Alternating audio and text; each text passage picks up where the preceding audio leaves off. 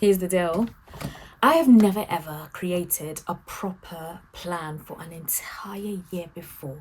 But after struggling with productivity and hitting major burnout earlier this year, I decided it was time to change that. So, enter my 2025 planning challenge. Can I make it work? I don't know. So, let me talk you through it.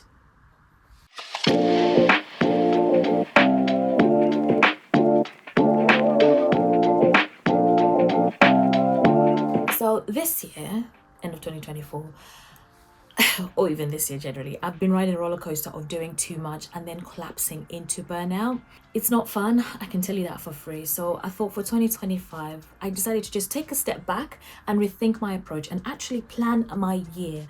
So it's all about finding that magical work-life balance that everyone talks about and focusing on what I can do versus what I want to do. These are two major things. They're two different things. Honestly, they are. So day one, which was last week, I thought it was all about asking the big questions. And those big questions included, what are my goals? But I always get overwhelmed by that word goals. So instead of goals, I say priorities.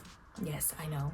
But I asked myself, really, what do I truly want out of 2025? And what are my priorities for 2025? It's not just about work, it's about living, growing, and yes, even having fun. So I set up categories. Basically, I broke it down into career, personal growth, relationships, and health, especially after rupturing my Achilles tendon and I'm not being able to exercise properly. But then also narrowing it down, which was slightly overwhelming to say the least, because where do you even start? I didn't know where to start. So what I did was I recorded all my current commitments and projects. Yeah, I voice noted that and then I transcribed it. Really helpful little tip. But I can tell you this for free, like seeing all of it written down was a wake-up call. No wonder I was burnt out. I mean, I still want to do a lot of these things, but the problem is that I had to make decisions and cut back on a few things because, hey, I mean, they say less is more, but it was hard. It was hard to do that, but it was good to see it all written down.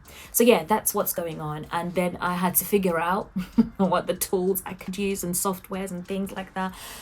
I am going to share these details in my next video because that's a whole other video. But one thing I will say, another little tip, is that you do not need every single tool that is out there. You just need to decide on one and stick with it.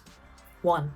Use Google to give you the top 5 or something and then narrow it down, or Bing or whatever you decide. And then let's just say that there's a lot you can do with the right apps and with a little creativity.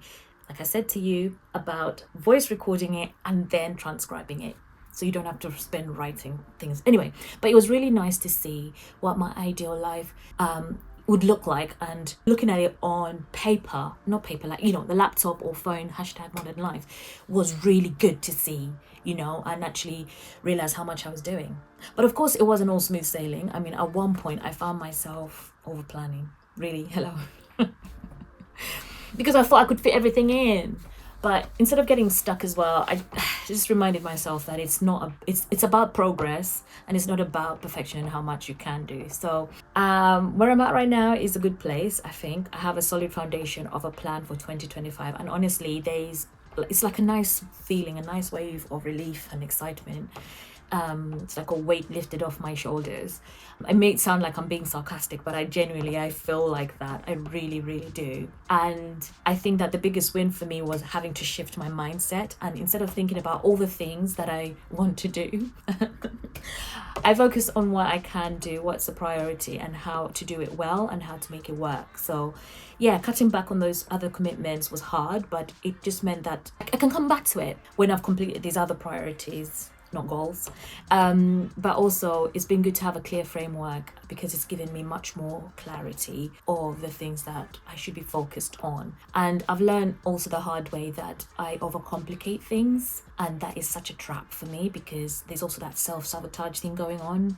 At one point I had so many tools, so many spreadsheets, so many documents, and it just felt like a job in itself. So I had to just strip it back and simplify it fully, completely simplify it. But planning isn't just about productivity, it's about creating a space for the things that truly matter for you. And for me, that's finding the balance so that next year I want to work smarter.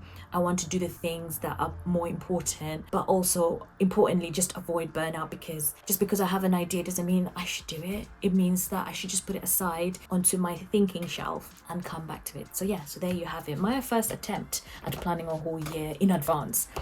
But it is a work in progress, and like I said, I'm feeling good about it. So yeah, let me know, what about you? Do you plan your year, or do you just wing it like I do? Or if you have even favorite productivity hacks, do let me know in the comments, because I need all the help I can get. I've watched so many videos and I'm feeling overwhelmed. But yeah, so but don't forget to like and subscribe. I will see you in the next video, where I will share the tools and softwares and things that I've used to plan my year. I will see you next time.